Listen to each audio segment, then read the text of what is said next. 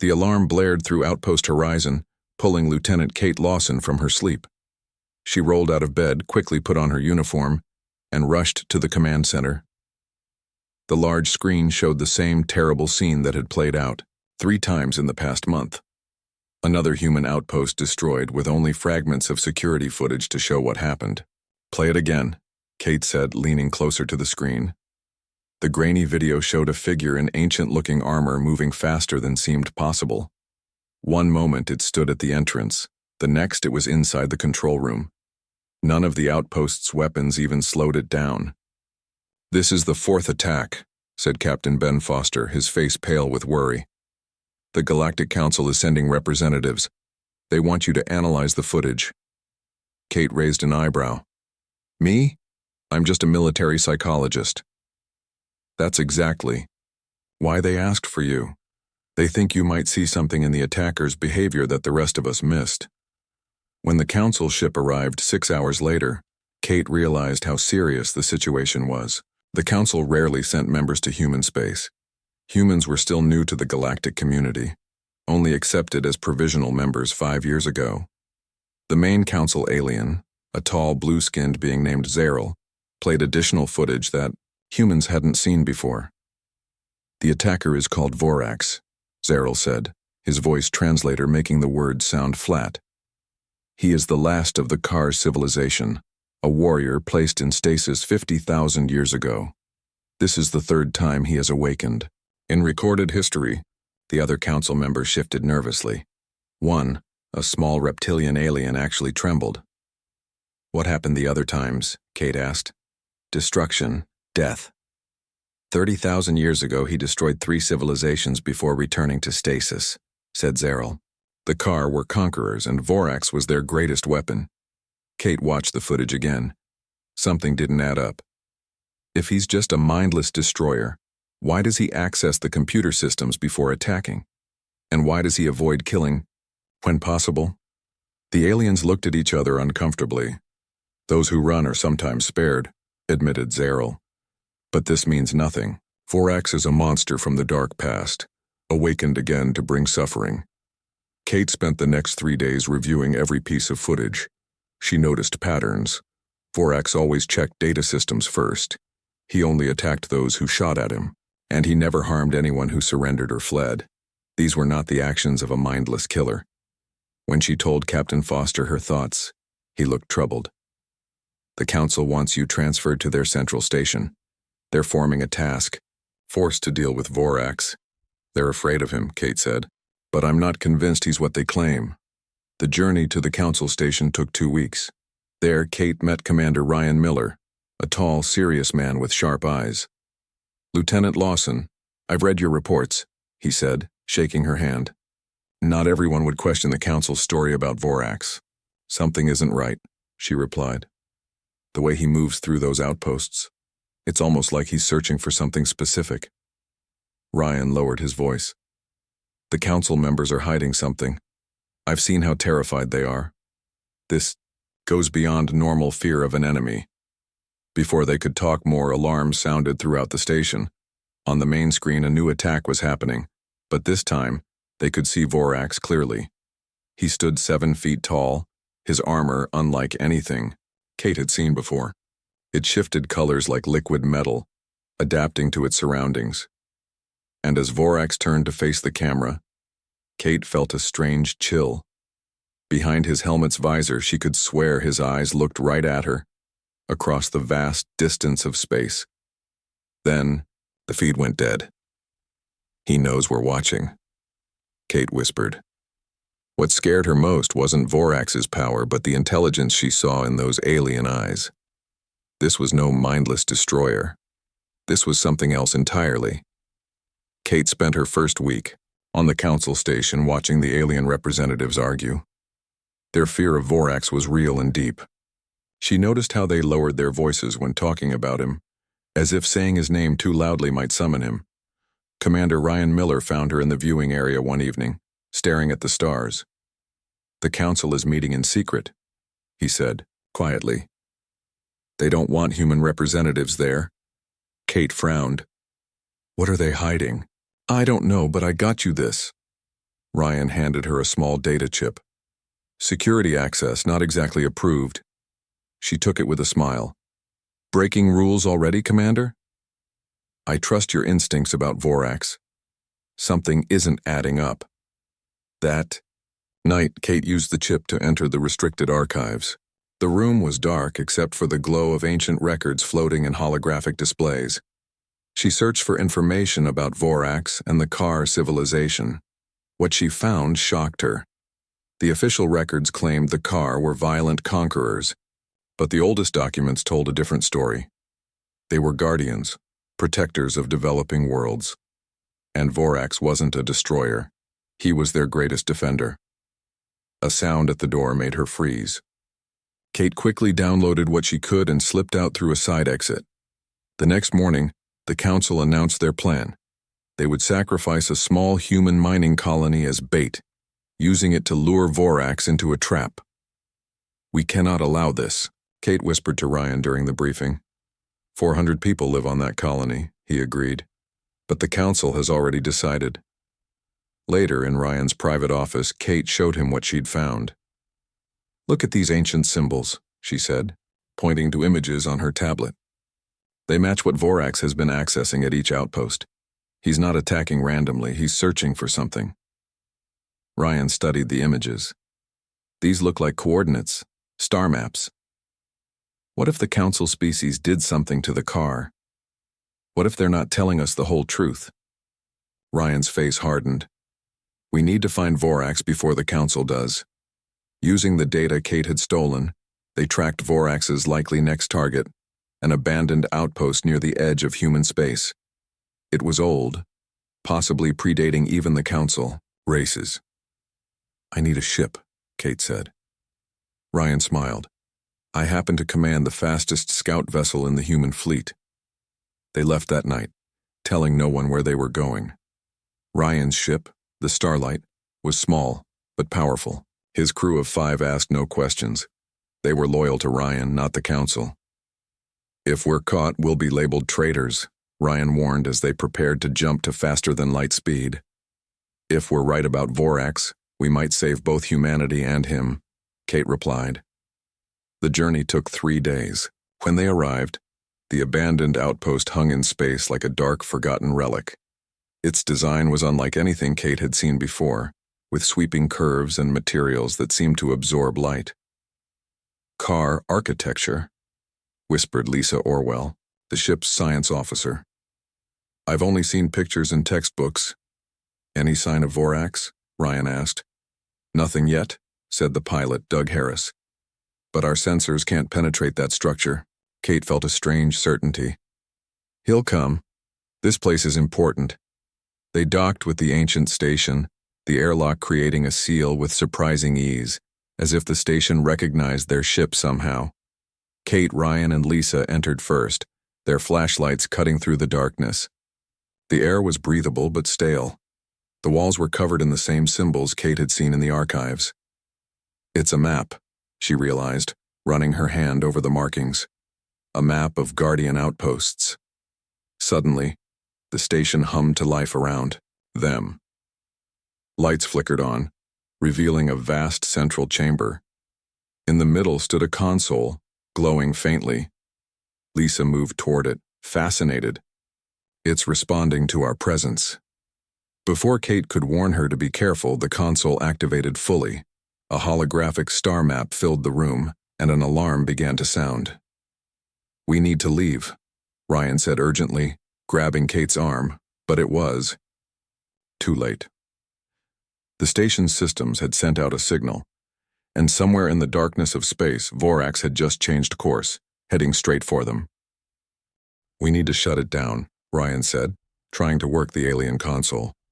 Nothing responded to his touch. Kate watched the star map spinning above them. I don't think we can. The signal's already sent. Lisa checked her scanner. Something's coming. Fast. They had less than an hour before Vorax would reach them. Ryan called the Starlight, ordering his crew to prepare for a quick escape. But Kate felt strangely calm. We shouldn't run, she said. This is our chance to meet him. Ryan stared. at her like she was crazy. Meet him? Kate, you've seen what he can do. I've seen what the council claims he does, but everything we've found suggests he's not what they say. While they argued, Lisa discovered a small room off the main chamber. Inside was a machine unlike anything they had seen before. I think it's some kind of memory storage, Lisa said, examining the device with her scanner. The data here is massive, possibly the entire history of the car. A loud bang echoed through the station. Ryan drew his weapon. That's the outer airlock, he whispered. He's here. Kate's heart raced, but she stepped forward. I'll talk to him. Are you insane? Ryan grabbed her arm. He'll kill you. No, he won't. Kate wasn't sure why she felt so certain. Trust me. Before Ryan could stop her, Kate walked into the main chamber. The holographic star map still spun slowly overhead. And there, by the entrance, stood Vorax. He was even more impressive in person. 7 feet tall, his armor shifting colors to match the dim lighting of the station. His helmet had a dark visor that hid his face completely. Kate stopped 10 feet away from him. She held no weapon. She simply stood, waiting. Vorax tilted his head, studying her. Then he raised his hand. Kate thought he might attack, but instead he pointed to the star map. You're looking for these places, Kate said quietly. The old car outposts. Vorax lowered his hand. Then slowly, he reached up and removed his helmet. Kate gasped. Vorax's face was not what she expected. His skin was pale blue with faint markings that seemed to glow. His eyes were large and silver with no visible pupils. He looked almost human, yet clearly alien. For a long moment, they simply looked at each other. Then Vorax spoke. His voice was deep and strangely musical. Kate couldn't understand the words, but she felt their meaning somehow. You're alone, she said. The last one. Vorax nodded slowly. Suddenly, alarms blared. Lisa ran into the room. Council ships, she shouted. At least 3 of them. They're preparing to fire on the station. As if to confirm her words, the station shook with the first impacts. Ryan ran in, weapon ready. We need to go now, he yelled, then froze when he saw Vorax. The station rocked with another blast. Part of the ceiling collapsed, nearly crushing Lisa. Before anyone could move, Vorax was there, pushing her out of danger with impossible speed. He saved her, Ryan said, amazed. Kate looked at Vorax. You're not our enemy, are you? Before Vorax could respond, a new sound filled the station. A hissing noise came from several points around the room. Gas began pouring in. Breach team. Ryan coughed, covering his mouth. Council Special Forces. 6 figures in sealed armor burst into the chamber, weapons aimed at Vorax. They fired strange energy weapons that seemed designed specifically for him. Vorax moved like lightning, avoiding most shots. But one hit his side, causing him to stumble. Kate didn't think. She grabbed Ryan's sidearm and fired at the council forces. One fell, then another. The rest turned their weapons toward her. She saw the energy blast coming but couldn't move fast enough. Then something solid slammed into her, knocking her aside. Vorax had pushed her out of the way, taking another hit himself. As blackness closed in from the gas, Kate's last sight was Vorax standing over her protectively, facing the council forces, alone. Kate woke up inside the Starlight's medical bay. Her head hurt, and her throat felt raw from the gas. Ryan sat beside her bed, looking tired but relieved. You're finally awake. It's been 12 hours, he said. What happened? How did we escape? Kate asked, her voice rough. Vorax happened. Ryan shook his head in disbelief. He fought off the council forces like they were nothing. Then he carried all 3 of us back to the ship. Kate tried to sit up. Where is he now? In the cargo bay. He won't let anyone near him except Lisa. She's trying to talk to him, but they don't understand each other. Kate swung her legs off the bed, ignoring Ryan's protests. She had to see Vorax. The cargo bay was large and mostly empty. Vorax sat cross-legged in the center, his armor still changing colors slightly. Lisa sat a few feet away from him with a tablet, trying to match words between languages. Vorax looked up when Kate entered, those silver eyes fixed on her with an intensity that made her pause. "He saved us," Lisa said quietly. "He could have left us, but he didn't." Kate approached slowly and sat down across from Vorax. "Thank you," she said simply. Vorax touched his chest, then extended his hand toward her. The gesture seemed clear. "You're welcome." "We need to figure out how to talk to each other," Kate said. She turned to Lisa. "Any luck with translation?" Lisa shook her head. "His language is too different, but I had an idea." She handed Kate a small device. "This is a neural interface. We use it for deep space communications. It might help." Kate looked at the device, then at Vorax. "It might hurt him." "It's safe for all known species," Lisa assured her. "It doesn't change anything in the brain, just helps create connections." Kate held up the device for Vorax to see. She pointed to her own head, then to his, trying to explain.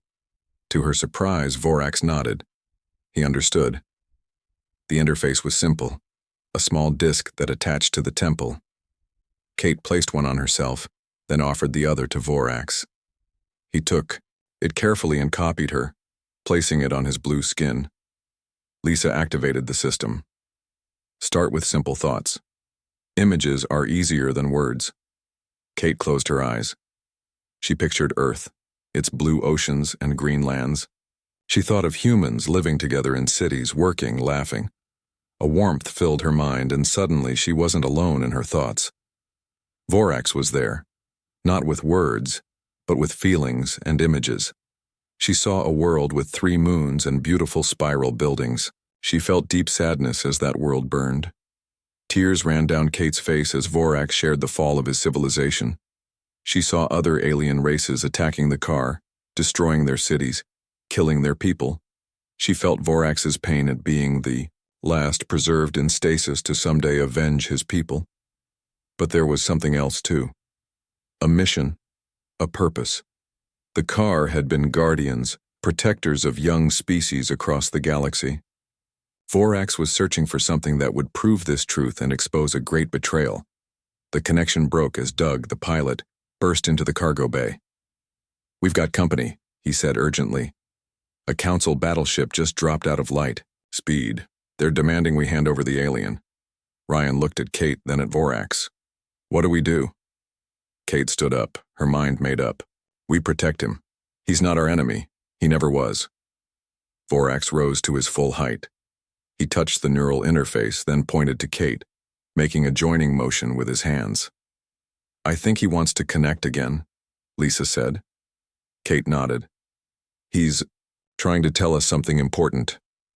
As the ship's alarms began to sound, Kate reconnected with Vorax. This time, his thoughts came through more clearly. He didn't just want to share information, he wanted to teach them how to fight back. The starlight shook as the council battleship locked on with a tractor beam. They had minutes at most before boarding parties would arrive.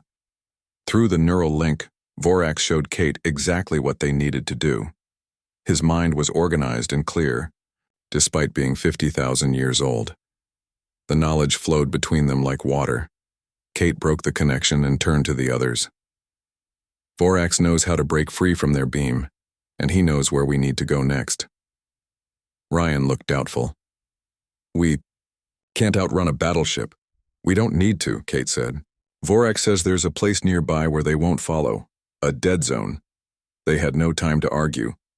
Ryan ordered Doug to follow Kate's directions, which came from Vorax through quick hand signals. The ship twisted and turned in ways it wasn't designed for. Warning lights flashed across the control panels. Then Doug hit a specific sequence of controls that Vorax had shown Kate, and the ship's energy signature changed. The tractor beam lost its grip. The starlight shot forward into space. "Inane. Worked!" Lisa shouted, but their victory was short-lived.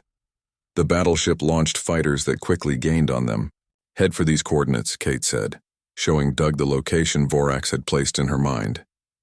The ship entered a strange area of space where light seemed to bend. The instruments went wild. then stopped working altogether. The pursuing fighters turned back, unwilling to follow. "Where are we?" Ryan asked, looking out at the twisted stars. "Car space," Kate answered. "Protected by old technology. The Council fears this place." They drifted for hours until they reached a small station hidden among asteroids. Unlike the previous outpost, this one was clearly still functioning. Lights glowed along its surface, and a docking bay opened as they approached.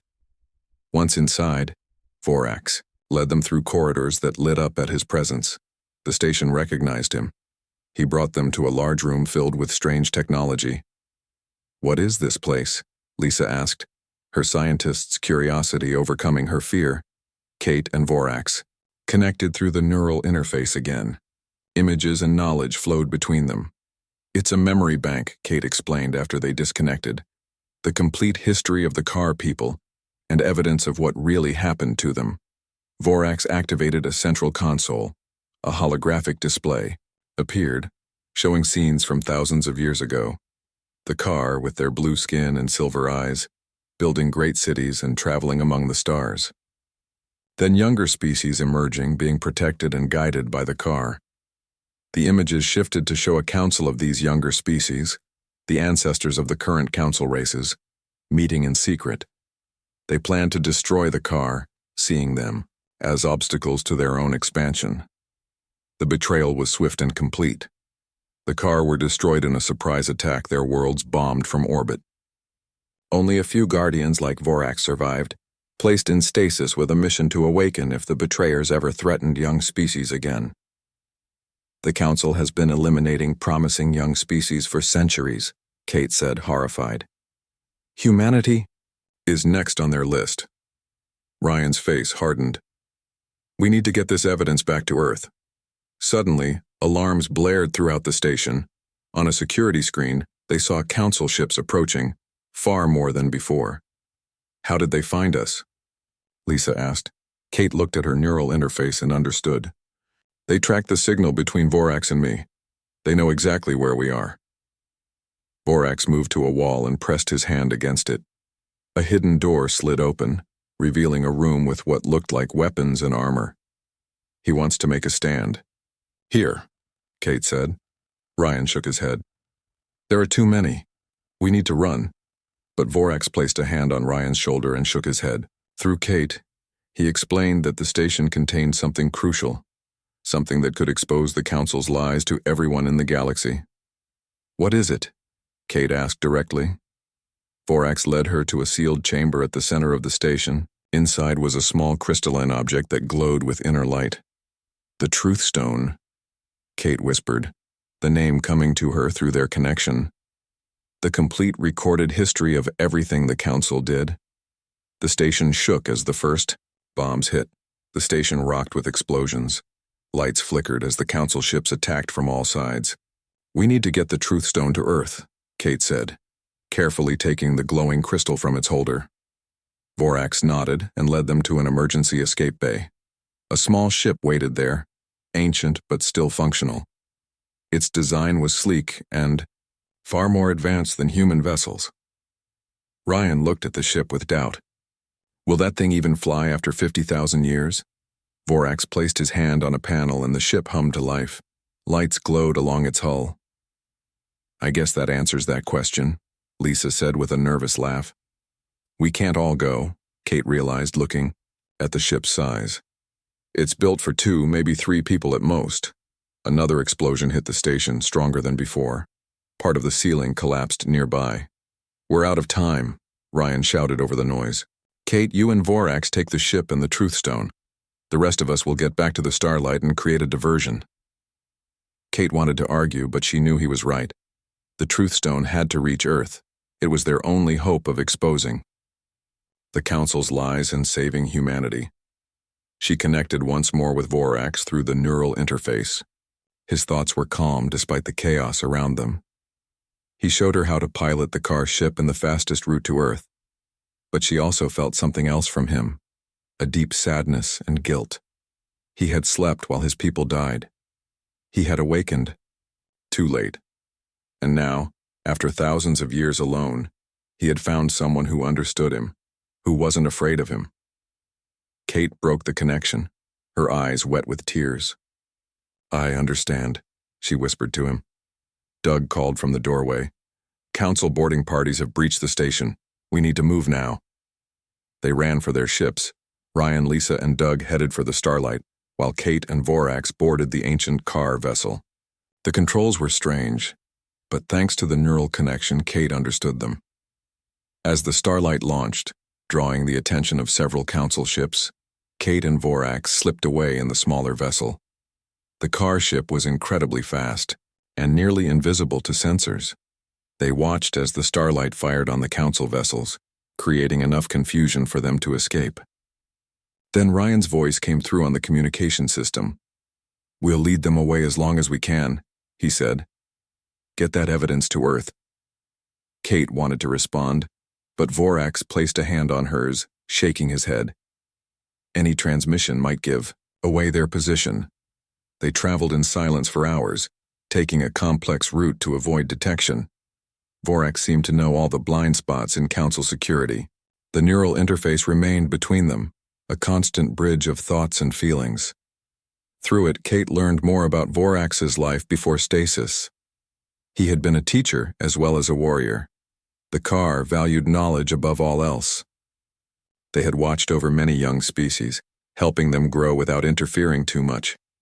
She showed him Earth's history in return, humanity's struggles and triumphs, their art and music, their wars and peace. She showed him children playing, and old people sharing stories. She showed him the beauty of her world. Vorax absorbed it all with wonder. Through their connection, Kate felt his growing respect for humans. They reminded him of the car in their early days, curious, passionate, sometimes foolish, but always striving. As Earth appeared on their view screen, a single tear rolled down Vorax's blue cheek. Kate felt what he felt. After 50,000 years of loneliness, he had found something worth protecting again. Then alarms blared. 3 council battleships appeared, blocking their path to Earth. They had been waiting, somehow knowing exactly where Kate and Vorax would go. How did they know? Kate whispered. Vorax's thoughts came clearly through their connection. There was a traitor on the council, someone who wanted the truth buried forever. Someone who would destroy Earth rather than let the truth stone reach it. The 3 council battleships moved to surround the small car vessel. There was no way past them. "We're trapped," Kate said, though she knew Vorax understood the situation. Through their neural link, Vorax suggested a dangerous plan. His ship had weapons, ancient but powerful. They could fight. Kate shook her head. "There are too many. We'd never survive." A message came through their communication system. The voice belonged to Zarel, the blue-skinned council member Kate had met at the beginning. "Return the artifact and surrender Vorax," Zarel demanded. "Or we will destroy you both." Kate looked at Vorax. His silver eyes were calm, his mind clear through their connection. He had faced death many times in his long life. He was ready to die for this cause if necessary. But Kate wasn't ready to give up. She looked at the truth stone, then at Earth shining in the distance. An idea formed in her mind. "Can we broadcast the truth stone's contents?" she asked Vorax. "Send it to every communication system in the galaxy?" Vorax considered this, then nodded slowly. The car ship had powerful transmission capabilities, but they would need time to set it up. Time. The council ships wouldn't give them. Another message came through. "This is your final warning. Surrender now." Kate opened a channel. "This is Lieutenant Kate Lawson. I request to speak with Admiral Grace Harrison of Earth Defense Command." There was a long pause. Then a new voice came through. "This is Admiral Harrison." "Kate, what in heaven's name is going on? The council says you've stolen alien technology and are working with a dangerous criminal." "They're lying, Admiral. They've always been lying." Kate took a deep breath. "The council has been eliminating developing species for thousands of years. Humanity is next. We have proof." Through their neural link, Vorax showed Kate how to connect the truth stone to the ship's communication array. As she worked, she kept talking to Admiral Harrison. The Council fears Vorax because he knows the truth. His people were guardians, who protected species like ours. The Council's ancestors destroyed them in a mass betrayal. These are serious accusations, Lieutenant, Admiral Harrison said. Her voice was cautious but not dismissive. We can prove everything, Kate said. Just give us time to... A blast from one of the Council ships hit them, sending Kate crashing against the wall. The neural interface disconnected from her temple. Alarms blared as the car ship's systems began to fail. Vorax helped her up, his touch gentle despite his size and strength. He reconnected the neural interface and his thoughts flowed into her mind again. The ship had taken heavy damage. They couldn't broadcast the Truth Stone's contents widely now, but they could still send it to one place, Earth Defense Command. Kate nodded and quickly set up the transmission, focusing it on Admiral Harrison's command center. The Truth Stone glowed brighter as information began flowing from it. Another blast hit their ship.